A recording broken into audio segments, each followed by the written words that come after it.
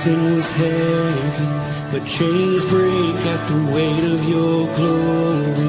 I needed shelter, I was an orphan.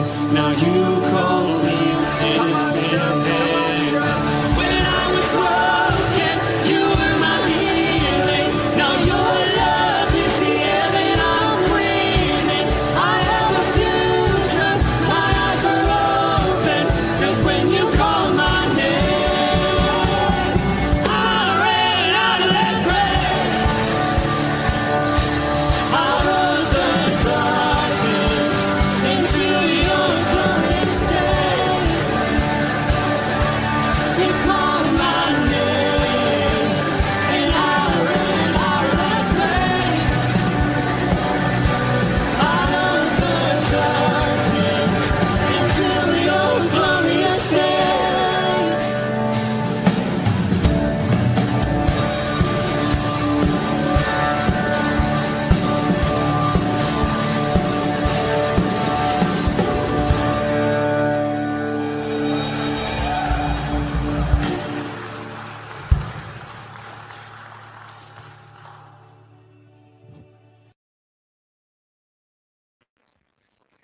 Good morning, Rooted Men. Happy and blessed Thursday morning. Pastor Tom, Firmly Rooted Church, Oxford, Michigan, Greendale, Indiana, and a lot of homes and places in between. Great to have all of you on board as we do our daily devotions. We're looking at Joshua. We're in chapter 5, and we'll talk about that in just a second. Let's see who is on board. I think I saw Ken pop in early. There he is. Good morning, fellow brothers in arms. I'm out there on X as well as Facebook and YouTube. Chris Connolly, good morning. Well, hello there. Great to have you on board. Bert Reggiani, good morning. Chuck B, good morning, as well as about 20 some other people. Great to have you. All right, let me pull up the text.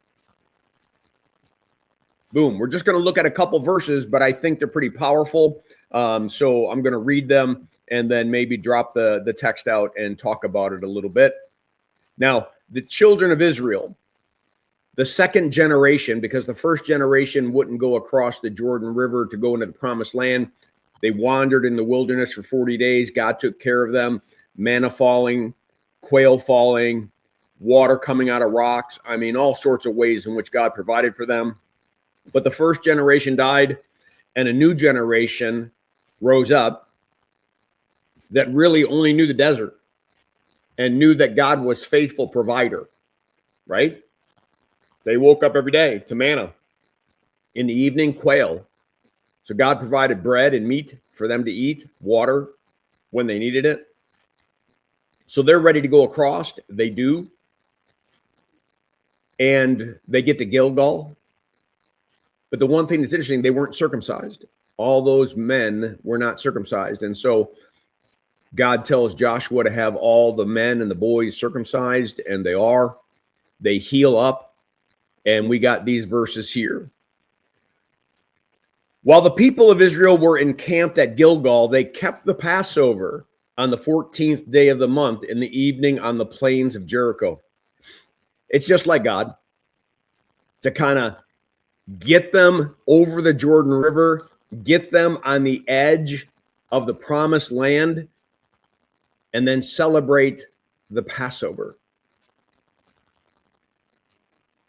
An annual celebration of the fact that the God of the universe loved his people so much that while they were enslaved in Egypt, he, through 10 plagues, rescued them, brought them out of the most powerful nation in the world without swinging a single sword. Not a single man died on the Israel side, and they ended up walking through the Red Sea on dry ground and eventually going to Mount Sinai, hearing the voice of God. But you know the rest of the story.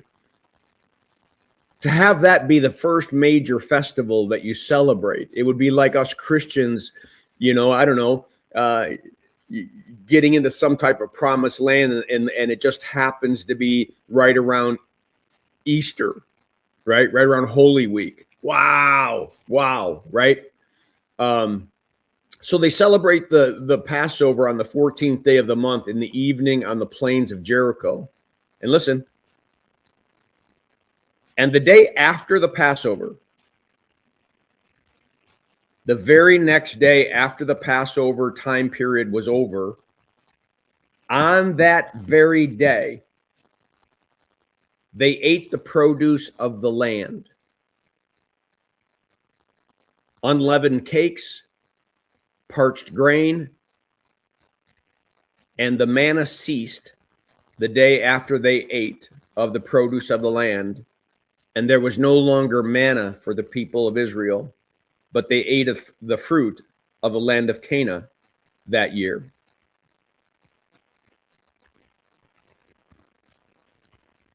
Hey, good morning, Steve.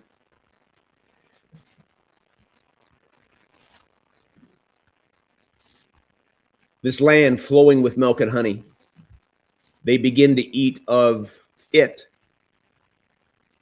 The whole nation begins to eat off the land of Canaan, which is soon going to be their land, the kingdom of Israel, as they take over more and more territory. In the song Jireh, that God is a provider, I think sometimes we say to ourselves, well, I wish manna would fall from the sky. I wish that, he would cause water to come out of rocks. I wish that he would drop quail in the evening. How about that he's feeding you every day, that he gave you a job and gave you talents and you earn an income and you have a house over your roof?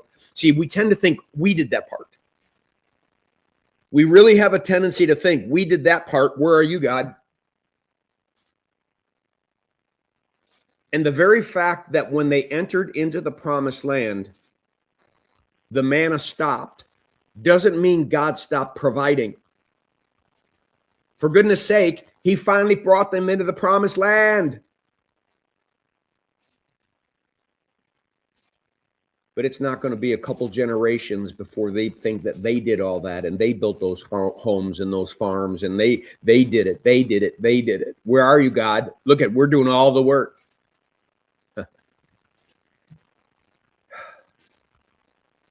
Men, we got to stay humble and we've got to stay true.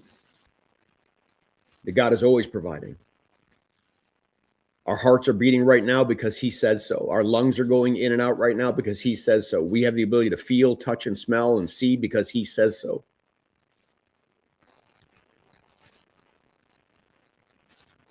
Maybe there's 2 cars in our garage and a camper outside or a boat, and we got a house and bedrooms and maybe more bedrooms than we even need because he says so. He's always providing. It's always him. Give us today our daily bread. Do you understand what we say every time we pray the Lord's Prayer? We're saying we know it's not us. We can't do this by ourselves. Without you, we could scrape and scrape and scrape and never get anywhere. You are the one who blesses the steps. You are the one who provides. So yes, it's absolutely miraculous that in a desert, God was able to provide bread, meat, and water. It's equally as miraculous that he went before this nation and they destroyed and took over territory and destroyed kings and countries that were more powerful than them because God provided a land that in and of itself flowed like milk and honey. It was rich. It was everything. So let's take a step back today on this Thursday and remind ourselves that he is a provider God. He always will provide. Well, because he's good and because he's unchanging. So he can never be what he's not. He will always be who he is. Loving, compassionate, providing, caring, protecting. He's a good father. So let's give him praise today. Let's give him thanks today. And maybe just maybe give him credit for what he does. All right. I'll leave it at that. Be back at 8:40 for Strengthening Our Roots. I don't see that anybody else came on board. Blessings on your day. Make it a firmly rooted day, and may someone see Jesus in us today. Peace.